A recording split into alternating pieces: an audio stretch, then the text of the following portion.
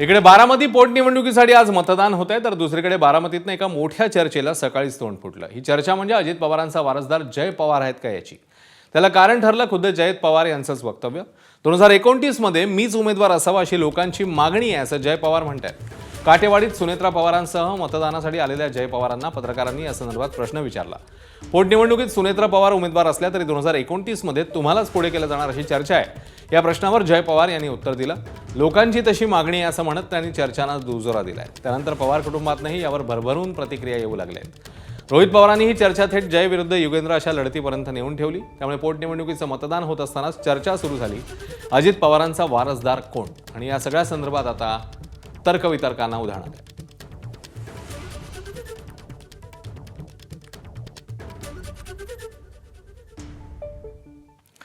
त्या सगळ्या संदर्भात नेमक्या काय काय प्रतिक्रिया समोर येतात आपण पाहूया.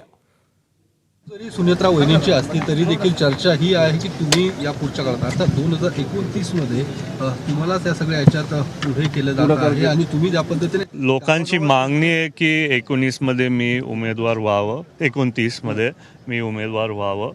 पण माझी आशा आहे, नाही तर माझ्या मनात काय आहे की मी पक्षाचा छोट्या कार्यकर्ता म्हणूनच कास माझे पुढे चालू ठेवावं आणि सगळ्यांना तिथं मदत करावी. 29 ला तुम्ही तुमची तयारी असणार आहे? नाही, मी तुम्हाला आताच बोललो, माझी नाही, लोकांची ती मागणी, जय पवार लोकांची इच्छा आहे. पण आता बघू, जशी वेळ जवळ येईल. पण आता तरी तसं काही नाही. माझ्या मनात मी तुम्हाला माझी भावना सांगितले. मला पक्षाचा छोटा कार्यकर्ता म्हणूनच काम करायचं आहे आणि वहिनी आणि पारदादा आहेत. या सगळ्या संदर्भात रोहित पवार आणि श्रीनिवास पवार या दोघांनीही नेमकं काय म्हटलं, काय प्रतिक्रिया दिली, बघूया. जेव्हा विधानसभेचं गेलं इलेक्शन होतं, परिवारातल्या अनेक लोकांची अशी सुद्धा इच्छा होती जे लोकसभेला झालं ते विधानसभेला होऊ नये. पण ठीक आहे, निवडणूक झाली तर पवार विरुद्ध पवार विधानसभेमध्ये त्या ठिकाणी झालेलं आपण सर्वांनी बघितलं. त्यामुळे पुढं जाऊन पवार साहेबांची भूमिका अशीच असू शकते की ठीक आहे, पवार विरुद्ध पवार व्हायला नको पाहिजे. पण शेवटी हा राजकारणाचा भाग आहे. उद्या जाऊन काय होईल हे आज तरी त्या ठिकाणी आपल्याला सांगता येणार नाही. पवारांचं असं म्हणणं होतं की युगेंद्र पवार आणि जय पवार, युगेंद्र पवार तुतारी चिन्हावर, जय पवार घड्याळ चिन्हावर आम्हाला पाहायला मिळतील.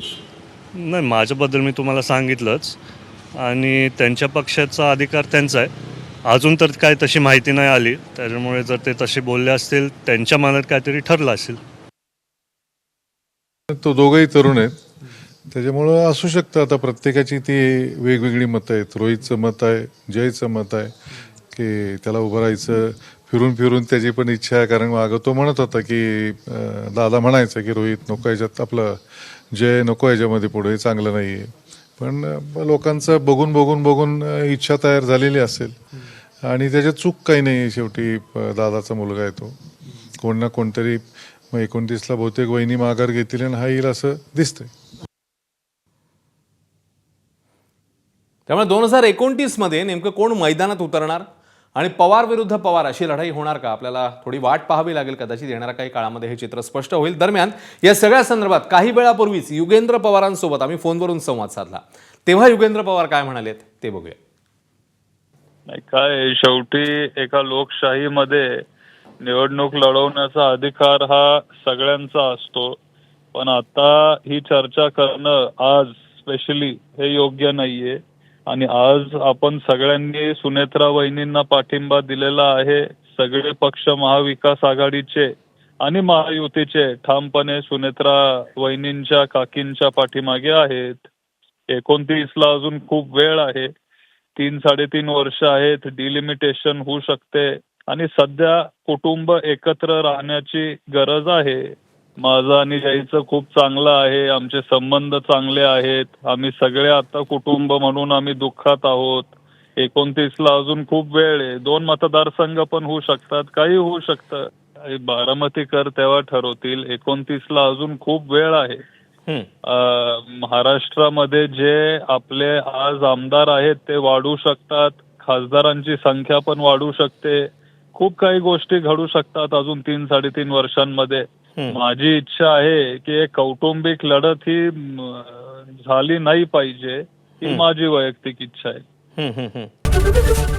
एबीपी माझा, उघडा डोळे बघा नीट.